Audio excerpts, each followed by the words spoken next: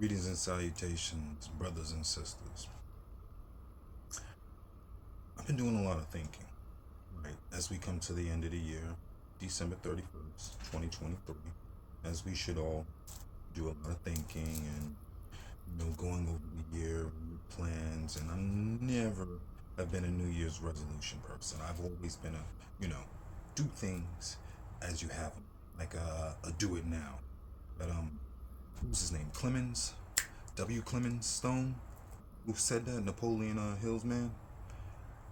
Do it now, do it now, do it now. Don't wait until Monday, don't wait until tomorrow, don't put it off until next year. You know what I'm saying? You want to change up your diet, do it now. Anyway, right? Moving. I digress. I just want to say that this was a good year. I was grateful for my year.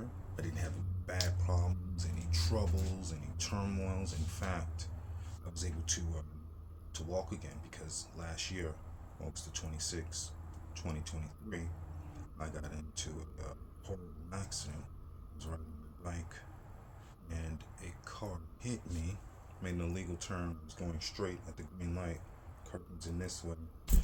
And yeah, it runs into me. I go through the windshield, broke my neck, messed up my artery. I mean, it's just all kinds of stuff from surgery that I had there and then onto my leg here.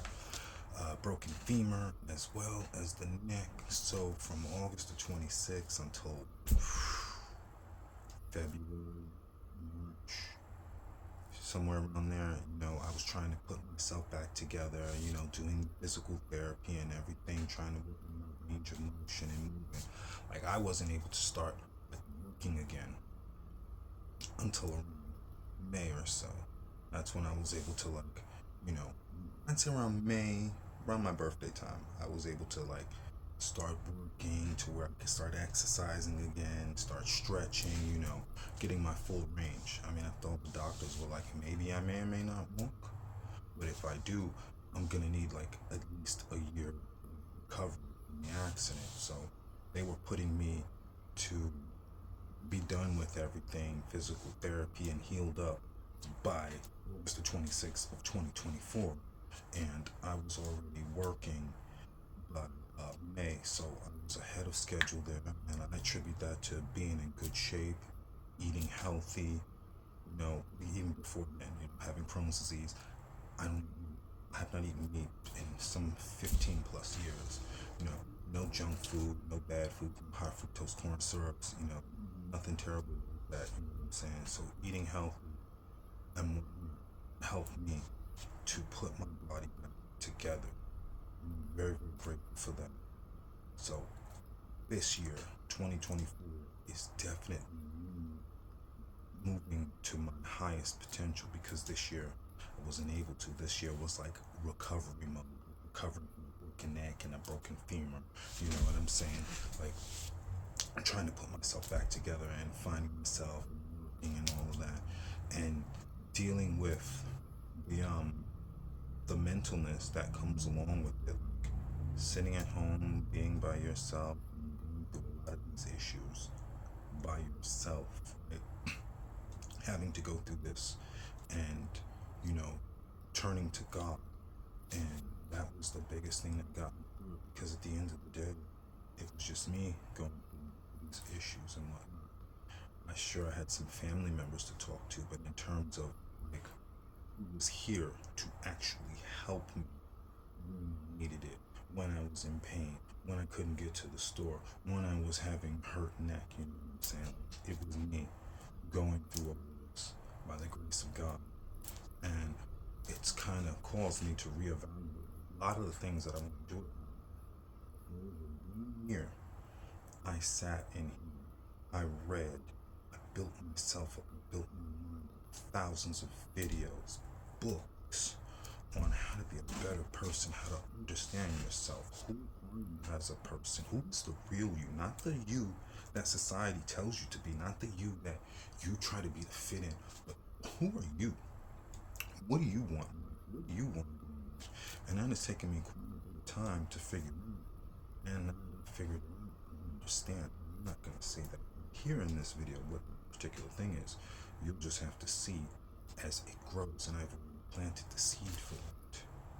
But I'm very grateful to be alive. Just think, before this car accident the other year, I almost died from a pulmonary embolism. And I don't even smoke, right? To get a pulmonary embolism, freaking one of my lungs shut down. I was in the hospital for a week. Crazy, right?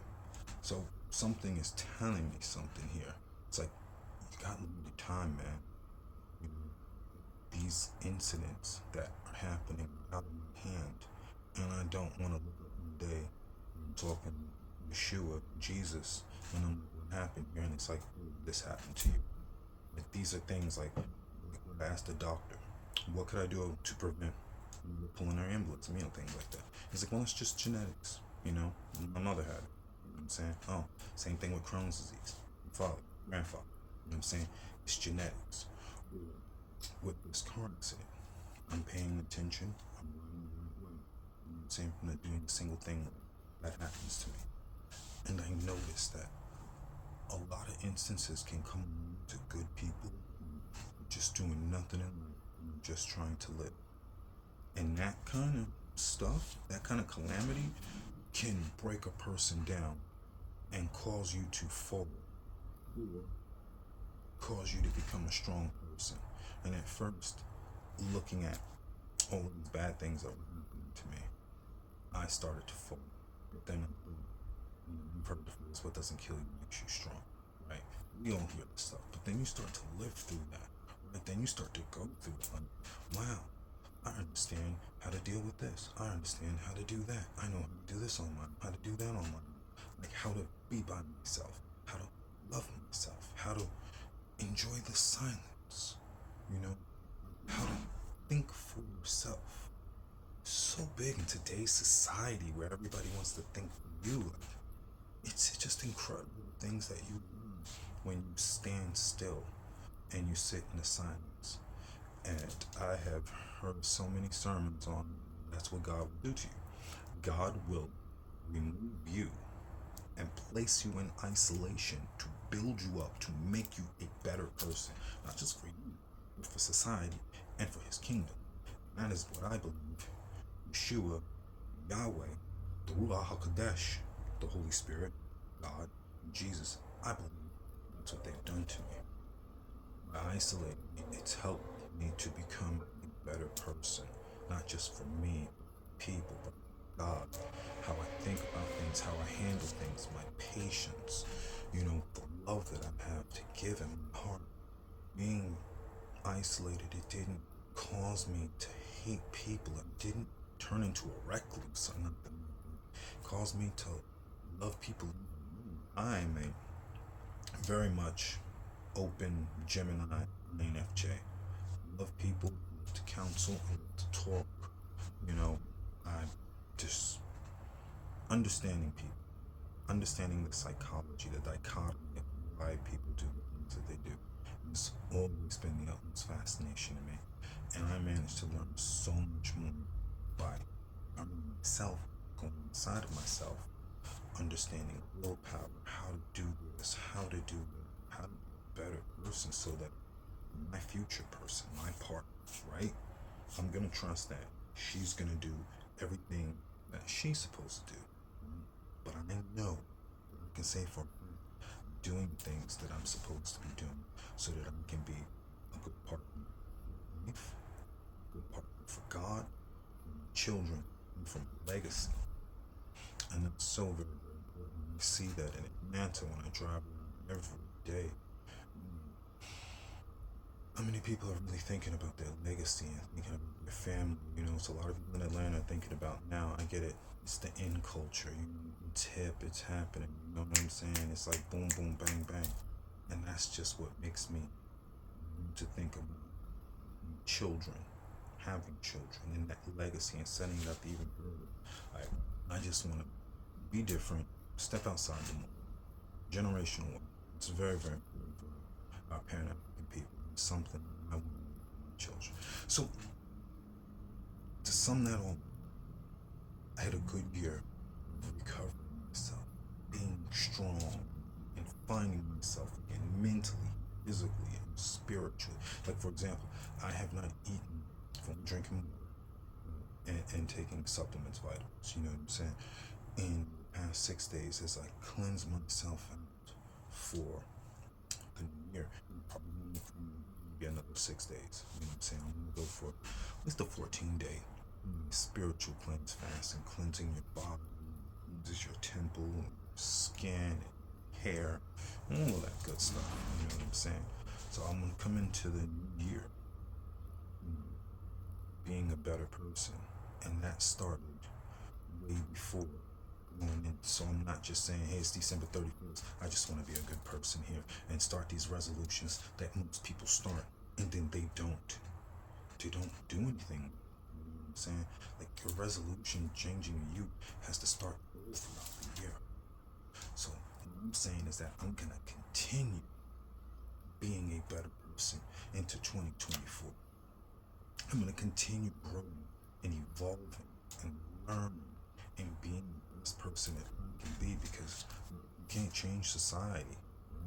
I can change myself one day at a time.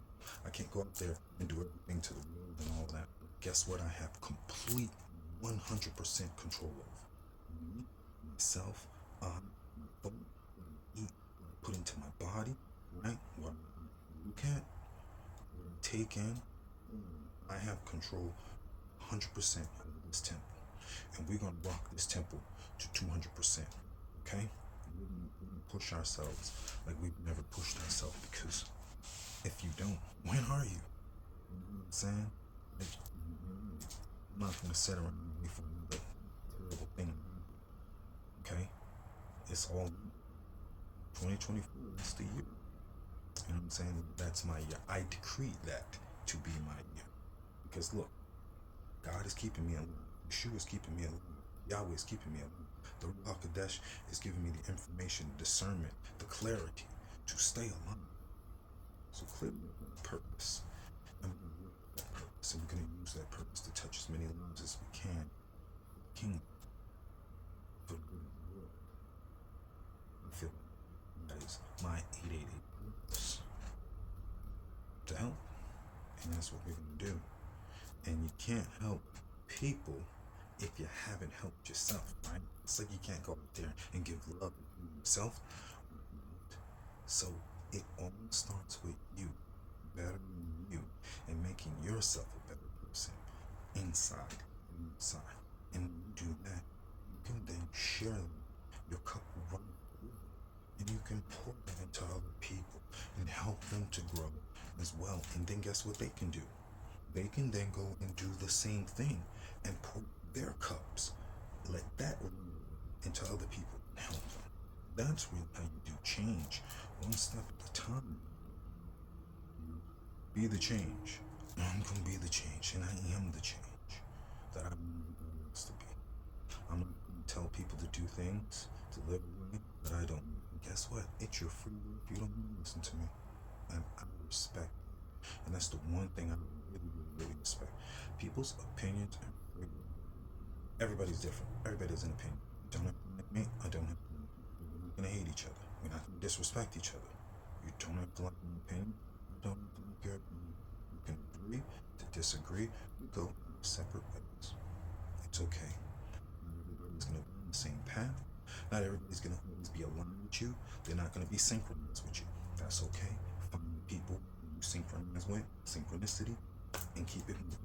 Don't waste your time in 2024 with people that you cannot grow and build with. Use your discernment. Ask for discernment so that you can see who to be around, so that you can see which situations to be in.